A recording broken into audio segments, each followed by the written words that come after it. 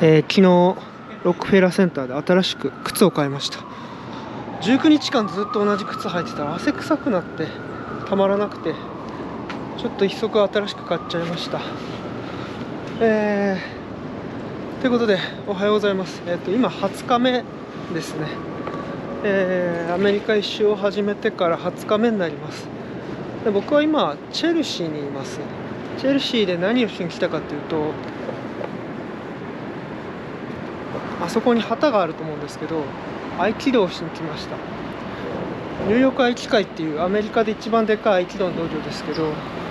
私はですね、ここに泊まり込みで合気道してたことがあっ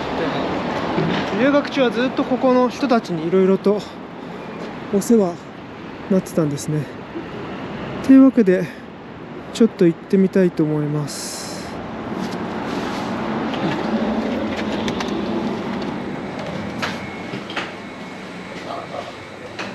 めちゃくちゃ懐かしいです。ここはもう16年ぶり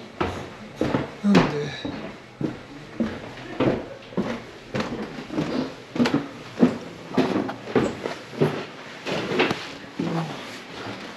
写真禁止ってなってるな。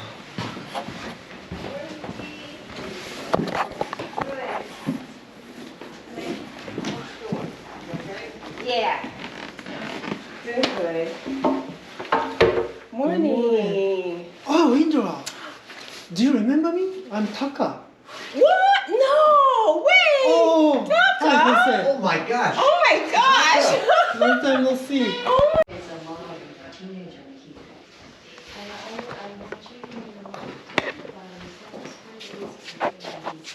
Was it?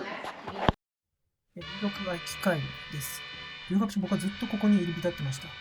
日本人は1割以下ぐらいなんですけれども、日本好きな人が多いので、とても良くしてもらった思い出深い場所です。写真はずっとお世話になっていたニューヨーク合気会の道場長山田先生です。こちらも16年前も指導してもらったスティーブ先生もいらっしゃいました。この畳の光景もなんか16年前と何も変わらないなっていう感じがしてすごい感動しました。その自分の原点ともいえる道場に来れて、今回のアメリカ一周の目的をもう半分ぐらい果たすことができまして、感無量でした。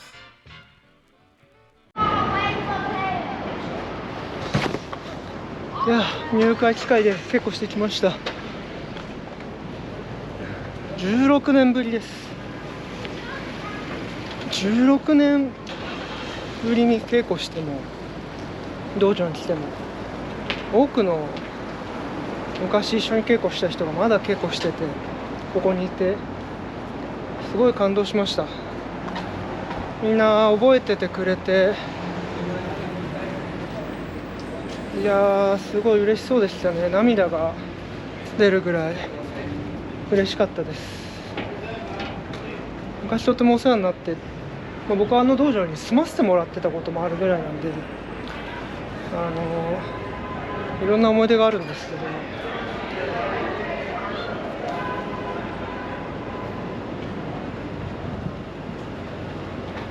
やっぱ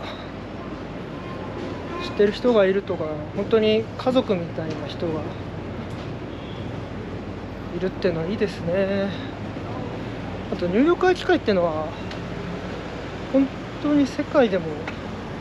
有数になんか家族感にあふれた道場で、みんな家族みたいに合気道稽古してるんですよね。そういう意味では日本の道場もそういう道場多いですけど、障害武道みたいな考え方は下手したら日本よりあるのかもしれないです。で、ニューヨーク合気会はすごいみんなうまいんですよね、合気道が。結構海外に行くと武道ってなんかちょっと微妙な感じで伝わってることとかあったり、なんか忍者、侍、腹切り、芸者みたいな、なんかそういうちょっと偏った日本の情報が結構伝わってることってあるんですけど、ここはその山田先生っていう方が1960年ぐらいだったかな、何年か59年、そのぐらいからもう64年とかだったかな、そのぐらいからずっともうこちらに住まわれて、アメリカ中で合気道を指導されて、その本拠地がニューヨークっていうだけなんで、やっぱり本当の日本の武道、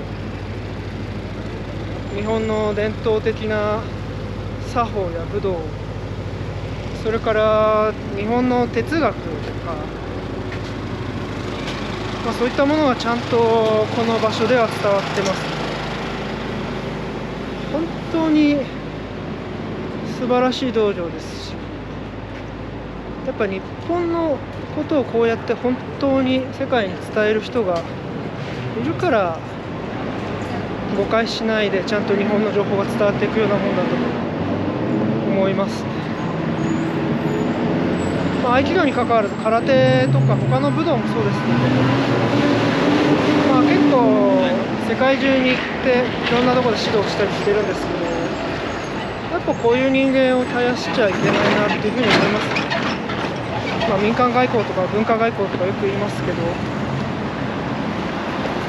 そこでやっぱり日本の武道の魅力を感じてくれる人がやっぱり日本のことを好きになってくれたり、日本に興味持ってくれたりするのは大変ありがたいですね。僕もアメリカに来て日本の武道をやってたわけですけれども、その人たちも未だにとてもよくしてくれますし、実はここで出会った人、東京に移住した人とかも結構いたりとか、やっぱ結構日本のことを好きになってくれたり理解してくれたり、そういう人が武道を通しているっていうのはありがたいです。あとここで稽古したの16年ぶりなんですけど、16年前は僕はまだ合気道の段位でいうと初段ぐらいしかなくて、まだまだな感じだったんでいろいろご指導いただいたんですけど、今もう16年経って4段になって一生懸命やってきたつもりですけれども、やっぱりみんな体でかいなと体でかいから投げらんないし、技もかけてもかからないしで、やっぱり体格ってのは大事だなと思ったし、まだまだだなって思いましたね。もっと稽古しないといや、あとすごい嬉しかったのが、道場、僕は合気道の道場を2020年に設立したので、そのことを皆さんに報告したら、もう本当になんていうんですかね、泣きそうなぐらい喜んでくれるアメリカの現地の方々とかがいたりして、すごい嬉しかったですね。よく考えてみれば、僕がここに初めて来たのって17の時1回来て、で18、19、20歳ぐらいまでいたんですけど、ほとんど高校出たばっかりの子だったのが、なんかもう30後半の中年になってまた現れて、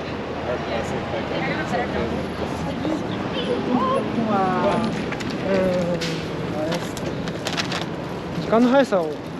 感じますよね。それでそいつが道場を作ったとか言われても、いやでも残念だったことは、ドノバン先生っていう、黒人のすごい体格のいい方なんですけれども、ドノバン先生というこの、東海岸ニューヨークやフィラデルフィアで合気道の普及に努めたお方で、山田先生の下でいろいろ合気道をされて、このニューヨーク合気会でインストラクターもしながら、別の仕事もしながらですけど、フィラデルフィア、確かご出身がフィラデルフィアなんですけど、フィラデルフィアやニューヨークで合気道の普及をされたドノバン先生がこのコロナの最中に、亡くなってしまったという話を聞きました。インターネットで、合気道関係者の中だけニュースになってたんで知ってはいたんですけども、コロナではないと聞いたんで、それはいいですけど、やっぱそういう、お世話になった先生方にはなかなか会えなかったりしたので、ちょっと残念でしたね。でも16年も経てば、あともう一人菅野先生っていう方も亡くなられてたりして、まあ、その方は僕が日本帰ってから1年ぐらいで亡くなられちゃったんですけど、持病の糖尿病があったんで死んじゃったんですけど、それで片足を糖尿病で切っちゃってでも合気道の稽古をされて、合気道の指導を本当に死ぬ直前までやられた方ですね。まあでも16年も経って久しぶりに来ると、今死んじゃってる人がいるのも仕方ないですかね。いや久しぶりの畳だなとか思いながら稽古をして、すごい胸がいっぱいになりました。ニューヨークはいろいろな思い出がありすぎて感傷的な気持ちに浸ってしまいますね。いや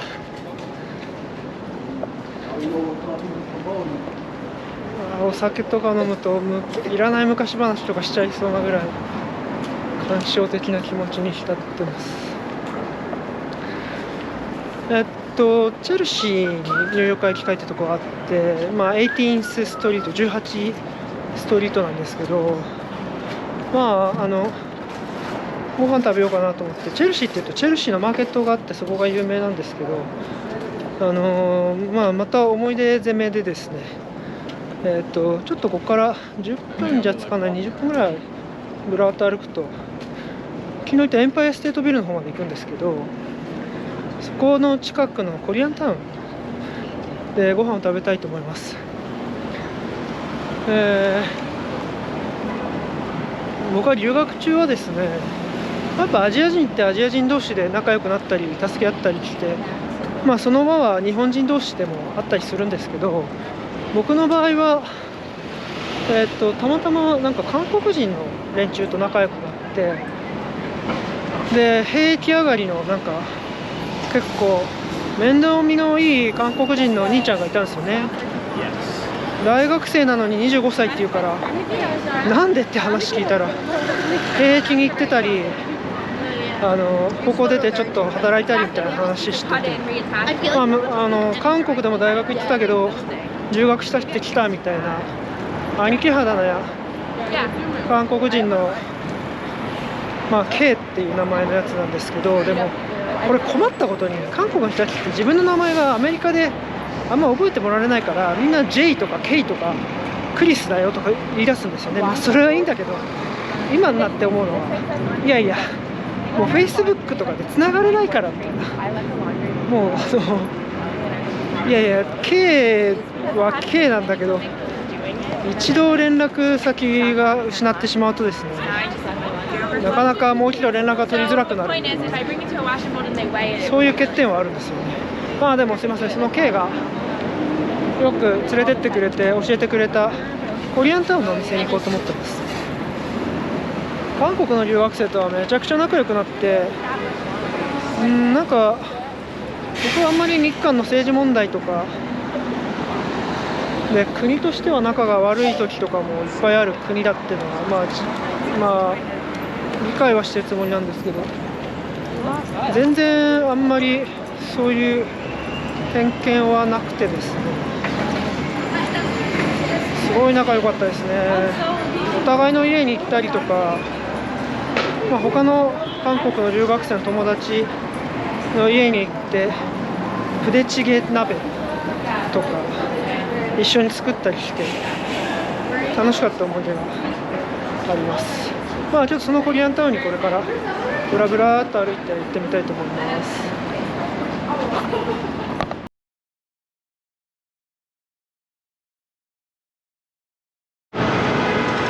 てっぺんにエンパイアステートビルが見えますけど、エンパイアステートビルの、ちょうど南、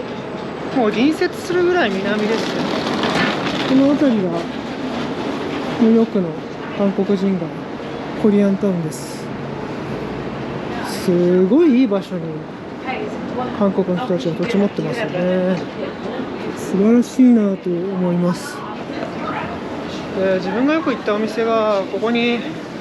残ってるかちょっとどうかわかんないんですけど、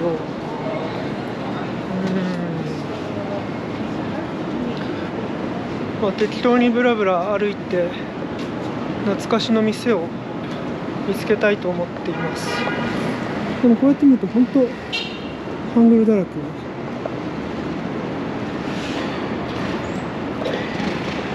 数日前に行ったフ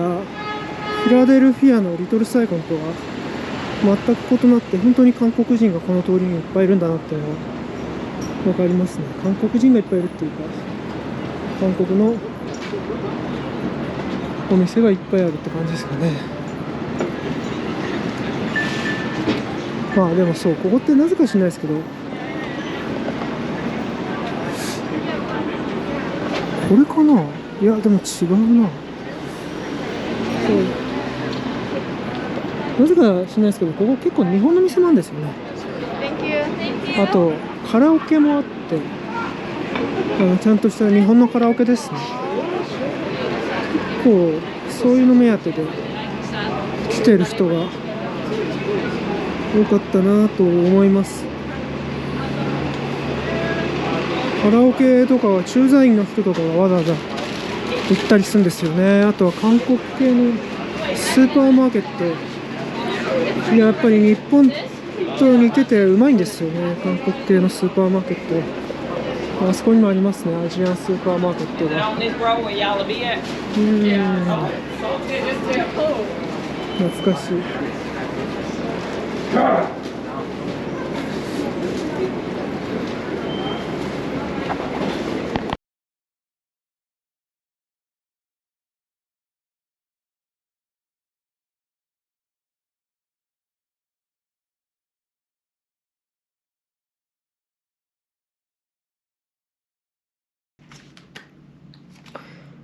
いやちょっと外食続きでレストランとかじゃなくてもっと軽いものってやっぱりちょっと思うようになりまして、ホールフーズに行ってなんか惣菜を買ってきました。今回のこれ見てください。13ドル。メイン1つと、あと野菜2種類で13ドルで売ってます。ブライアントパークっていう、ニューヨークの中心地、グランドセントラルから徒歩5分ぐらいですかね、のところにあるホールフーズで買いました。結構でかいな、量が。13ドルでこんだけ来ましたね。ちょっとコールドフードになっちゃってるんですけど、ラザニアに、野菜、サヤエンドウと、これは何なんだろう、わかんないですけど、2種類来たっていう感じです。あと、なんか、セブンイレブンがやたら店舗が増えてたんで、セブンイレブン入ってみました。僕、留学以前してた時、セブンイレブンってあんまなかったんですけどね。で、なんか、日本の菓子パンみたいなチーズケーキブレッドとか、これは普通にあれしそうなもんですけど、売ってたんで、ちょっと買ってみちゃったっていう感じです。じゃあ、いただきます。美味しいけど、これ電子レンジないとラザニアはうまくないですね。これ電子レンジやったら美味しいんだろうな。電子レンジないかな。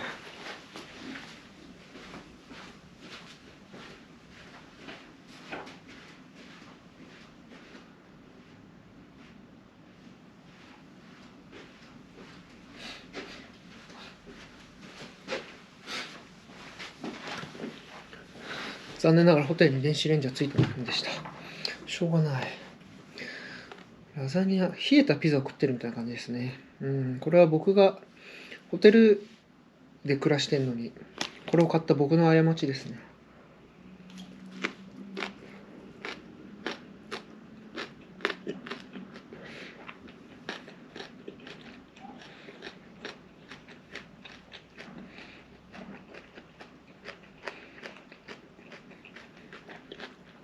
マヨネーズかと思ったらシーザーサラダのドレッシングかかってますね。美味しい。サヤエンドウはアメリカでは珍しくアルデンテですね。素晴らし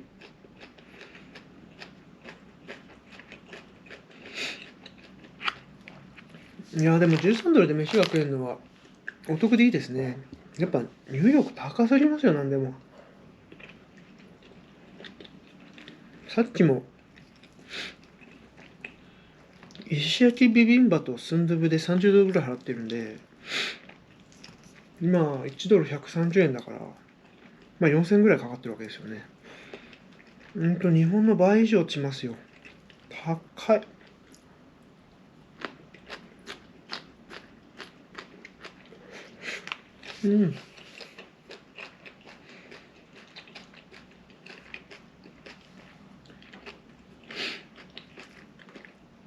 3年後ぐらいに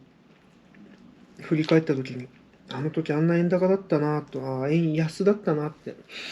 思うようになってればいいんですけどね。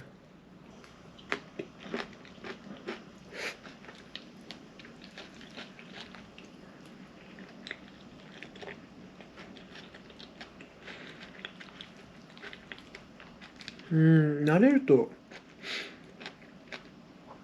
冷えたラザニアも冷えたラザニアなりの美味しさが感じられます。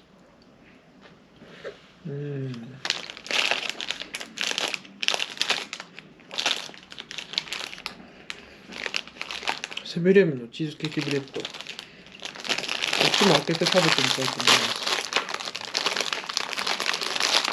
思います。日本の菓子パンのレベルは非常に高いと思うんですけど、アメリカでセブンイレブンが出しているものはどんな感じ？甘い香りがもうすでにする。バナナクリームみたいな香りがすでにしますね。チーズブレッドなのにな。チーズケーキブレッドなのに。いただきます。甘い。バナナとかシロップとかなんかそういう感じの甘さがするな。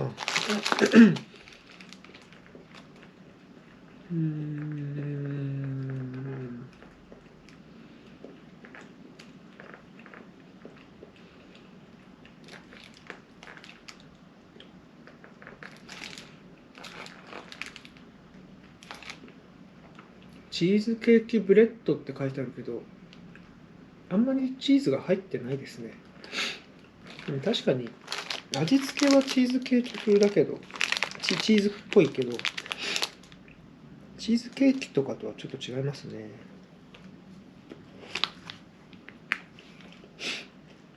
でも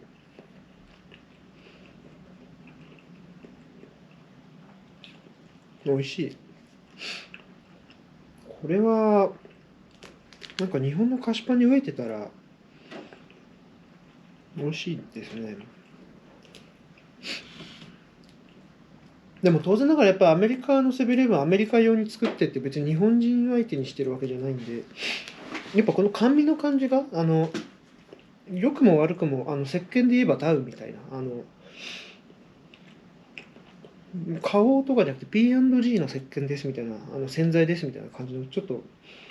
日本人からすると少し科学的かもしれない香りがしますね。アメリカのケーキの甘さの香りがします。でもなんかこの16年できっとすごい増えたんですね、セブンイレブン。全然セブンイレブンニューヨークのこんななかったと思いますからね。じゃあこの後はちょっと昨日ほとんど歩かなかったタイムズスクエアのフロアに行こうと思います。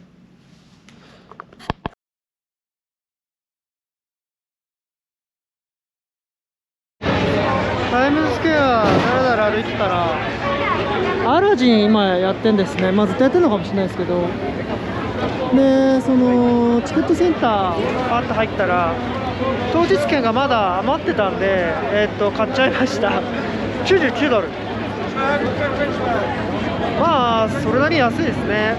安い席が空いてたってことなんでしょうけど、アラジンは僕は日本の汐留かな、劇団四季の東京で見たことがあるんですけど、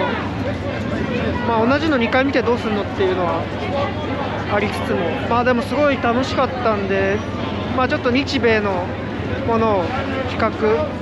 したいなと思います。自分なりに何が違うのか。まあこっちが本場でしょうからすごいんだろうなと思いつつ期待して、ちょっと、またミュージカル連日になりますけどちょっと見てきます。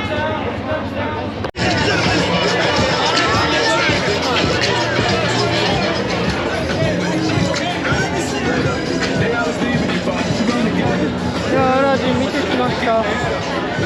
白かった。タイムズスクエアの駅ですね。いや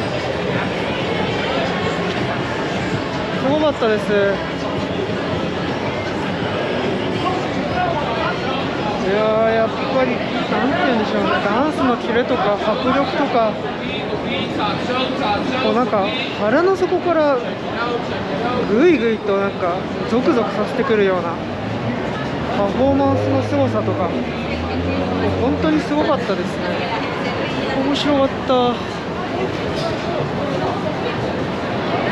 でもなんか場面部分によってはなんか日本の方がスピード感あるなと思うような場所があったりとか、まあ日本もやっぱりレベルが高いんだなっていうのをちょっと改めて思いましたけど、でもやっぱブロードウェイはすごいですね。なんか本当に迫力があって面白かったです。でも一つすごい思ったのが、昨日のハミルトンもそうだったんですけど、今ってミュージカル終わった後にCOVID のためとか、あとはウクライナのため募金をお願いしてるんですね。でなんか、まあ、単純に募金してもいいんですけど、この商品を買ってくれたら募金しますみたいなのもやってて、なんかなるほどなーって思いました。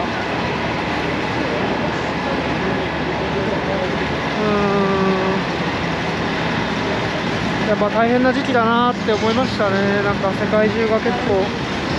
大変な時期にあるのはやっぱ変わらないんだなって今結局思いました。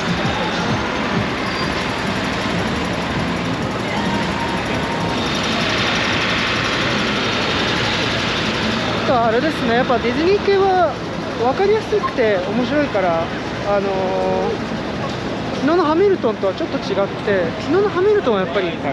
アメリカ人の方が多分すごい多かったと思うんですよね。しかも結構白人比率が高くて、でも今日の、アラジンの方はやっぱり観光客がすごい多かったですね。日本語もちょっと聞こえてきましたけど、例えば僕の隣に座ってた方々は韓国の人でしたね。で逆の反対側の隣に座ってた人はヒスパニックの方でしたね。まあやっぱりなんていうか、まあ、ミュージカルの元々の部分ははっきり言って言葉なんか分かんなくてパフォーマンスで、しかも内容は完全懲悪で、人を喜ばせるハッピーエンド、そういうエンターテインメントだと思うんですけど、やっぱアラジンはなんかそういう典型みたいな感じがしてとても良かったですね。いやーでもすごい感動したな。やっぱすごい良かったですね。すごい良かったって、お前連日で同じこと言ってんじゃないかって感じですけど、いやーでも本当に良かったです。やっぱ面白いですね、ニューヨークのミュージカルは。いやー最高でした。しかも99ドルだったんで、当日券その場で買って安かったな。ハミルトンの方が多分200ドルとか10ドルしてると思うんですけど、ちょっと高かったですね。いやーでも良かった。じゃあこれからパークアベニューの北のホテルの方まで帰ります。アメリカ一緒に出かけて20日が経ちました。まあ、20日目はもうこれで終わりですね。なんでかっていうともう10時半超えてるんで。いやなんかやっぱ他の街と違ってニューヨークは夜中も人が出歩いてるから、もうちょっと遊んでもいい気もするんですけど、まあもうこのまま帰ろうかなと。明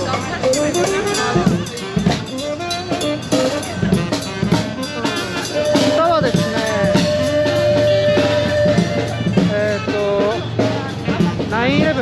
911のミュージアムに行くのと、あとは自由の女神に向かいます。僕が留学してた時はまだグラウンドゼロってテロの後の瓦礫の山だったんですけど、もう今は綺麗になって、新しいトレードワールドトレードセンターみたいなのも建ってるはずですし、そこのオブザベーションデックって言って、そこも展望台に登れるらしいんで行ってみたいと思います。でミュージアムもできてると。であと1年いた割には僕自由の女神って1回も行かなかったんで、エンパイアステートビルと同じで、そういうのってその場にいると行かないよねみたいな。なんかエンパイアステートビルがライトアップされてますね。行こうかなと思います。というわけで、はい、20日目はこれで終わります。ありがとうございました。